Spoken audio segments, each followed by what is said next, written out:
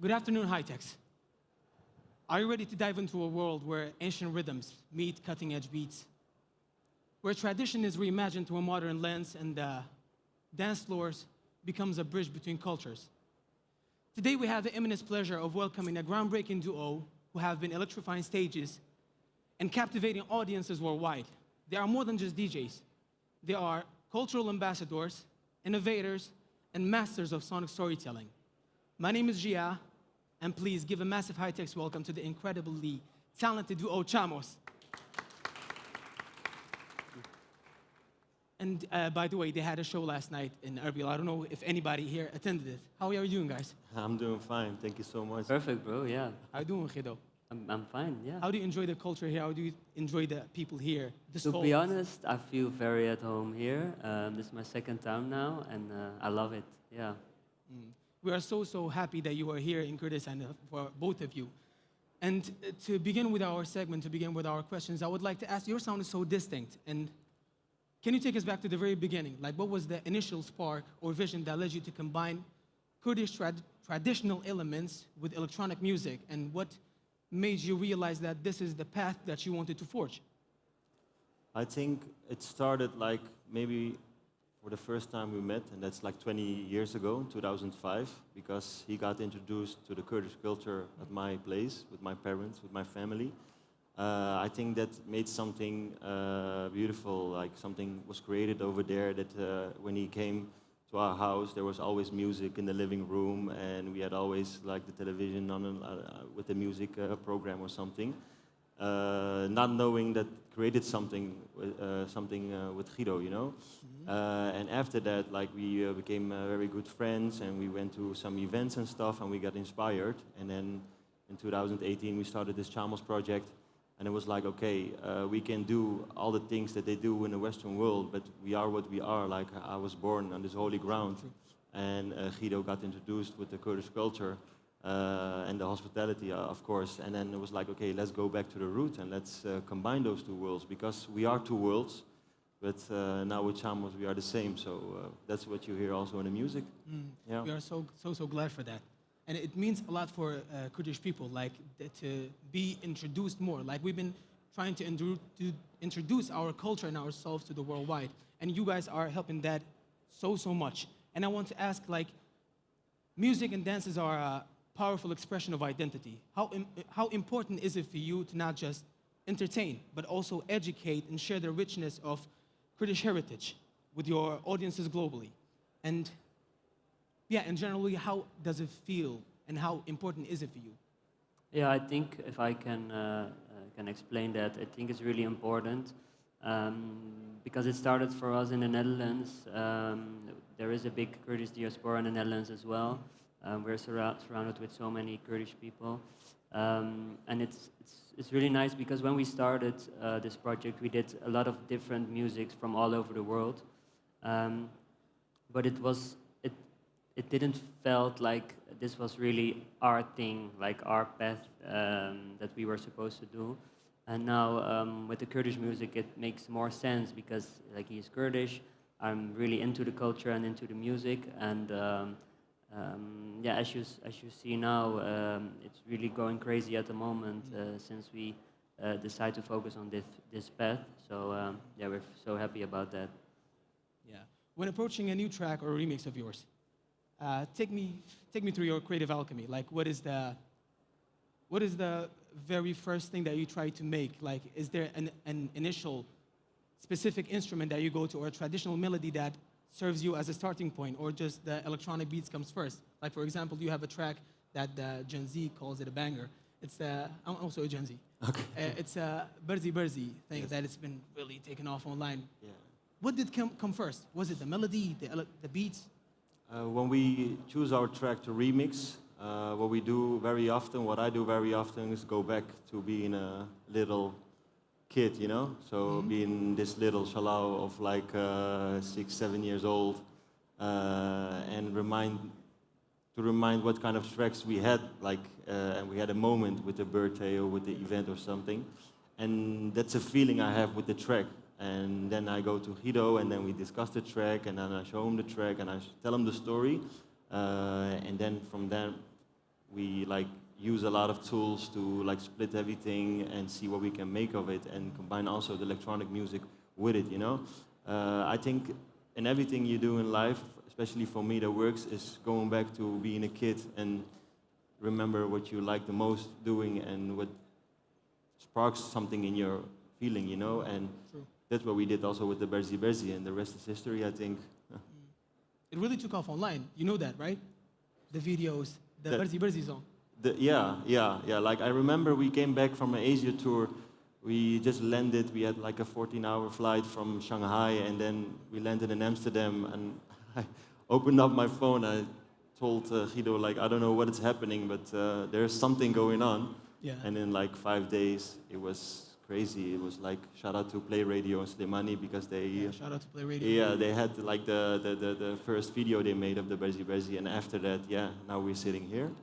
Yeah, man, it's been a long journey for Kurdish people in general. You know that. Definitely. And there are many things that we are not able to say online or through media directly. We are not able to say these things. We are not able to share many things online. But how do you believe that your music? Do you believe that your music stands for something in all of that? Definitely. If you say we are not able to say a lot of things or online or something, you know, I am what I am. I'm Kurdish. I was born here. I cannot change that. I will not change that. That is what I am, you know. So I'm just being myself, and I'm just sharing the beautiful things we have in the culture through music, through the stories, through the food, through the hospitality with the rest of the world. And I'm not like changing any story. It is what it is, you know. It's written. So yeah, like we are not afraid to do like remix those songs and combine two worlds. And you see also like at the events, I go to the crowd because like I want to know who the crowd are, you know. And then we go to them and they say, yeah, we are so proud of you guys. Like normally we are visiting in a genre. We go to an Afro event or like a house or EDM, and now this is the first time we feel at home in a club or in an event, you know. For the new generation, that's like the biggest compliment I can get from this little kid who was born in Kirkuk, you know, so that's crazy. With the feeling of being a music producer and all of that, all the partying that you used to watch on YouTube and the things that we are experiencing, like as Tomorrowland and all the parties that we want to be there as Kurdish. Yeah. You know, imagine like you see a lineup for Tomorrowland or any of those events, you see Chamos, you see one of the artists, it means a lot to Kurdish culture in general. You had a show last night. I'm not going to talk about it like directly, but I want to know something. Like, we all of us, we are watching the shows that is happening on YouTube and everywhere. Take us through the differences between the European crowds and shows and the Middle Eastern, like, crowds and shows for you. Yeah, like, I think the biggest difference is that in Europe, I think they are like used to go to events, like to go to club every week. So they get a little bit bored, I think, more often. But the thing is, because the thing we do is like new to them, you hear like a zurna combined with a electronic beat, you see the spark in their eyes and they are like very excited to go out again and to see what it is, you know? And the difference here is like they go for it, and that's what I really like in Kurdistan. They go and they love to party and they love to enjoy the music and dance, but it's also like even yesterday, I never saw so many shoulders going back and forth. That was amazing, you know? Yeah, it was beautiful. Yeah, so I think that's a difference. Also in Europe, it's very nice to see if you have a more mixed crowd with European people and Kurdish people, that they do get together because they take you and they just force you to dance with you. So that's always so nice to see. You cannot sit in Kurdish parties, huh? Definitely not. To be honest, like most of the people like the counter, it's a shame, bro. Come on. Yeah. They just take your hand and just take you to the middle of the hall. What is the most common thing that you experience from non-Kurdish people, like in your audiences when you go and when they experience your shows? Yeah, like the thing I always remember is that some Kurdish people, some like people from, let's say, we play in London or we play in Amsterdam or whatever in Europe, they come to us and they say Kurdish words. Like what? Like Bagheerbin or Slau or always about food, of course, Ja Praag or something. So they learned Kurdish words as someone from like Europe, you know, just to like talk to us or like experience it that way, you know. And I think that's beautiful because the only thing we do is combine these two worlds with each other, and they feel at home in this like project, you know, and they learn the Kurdish language. And I think that's a good way to show the world where we are and what our hospitality is about, you know. That is really nice. Yeah. That is, and who is your both of it? I want the answer from both of sides. Who is your favorite producer and why?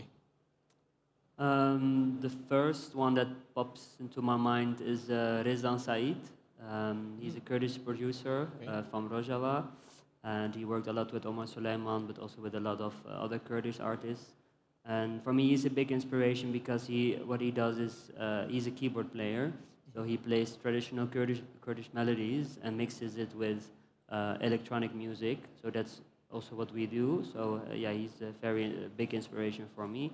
And we also work together with him now, so that's a really special moment. I'm really proud of that. And you? I would also say Rizan Said, but the thing is, try to always focus also on ourselves. Yeah. So I would say ourselves in 10 years. That was a strong one. That was a strong one. I had you guys at that one. And of in course, 10 years. and of course, it has been a long time coming to introduce ourselves to the world, both culturally, and we are so proud of you. Me personally, I'm so proud of you, and I'm glad that I know you guys and I shared this panel with you. But to wrap up our conversations about this, looking back at your journey, like after a couple of years as Chamos, what legacy do you hope to leave behind, both culturally and musically? I think the music that we want to leave behind is that it's like global, it's like for the whole world, that people hear something new and find out something new and they're like, okay, this is something new and I like it and I can listen to it like everywhere.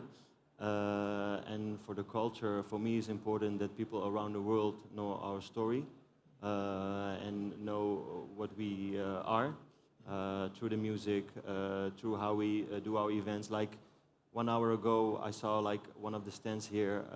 They have this website where they show you like all the history of Kurdistan, you know. And I went to them because at the event, it's not only about the partying, it's also doing an expo about Kurdistan in the hallway where people come inside and see the story of Kurdistan. So it's like a 360 thing. And also when they go home, the content we have is also where you see all the flags. Okay, what is this flag? Where is it from? And then they find out it's from Kurdistan, and that's amazing, you know. So those two things are the most important for me. Yeah, thank you so much for existing. Thank you so much for your music. Thank you so much for sharing all those information with all of us. And thank you so much for keeping on going and sharing the Kurdish culture and sharing your true identity, both of you. It's not just for the Kurdish people also. You guys mean a lot in the community, and we are so proud of you. And thank you guys for being with us. This was Chamos. Thank you so much.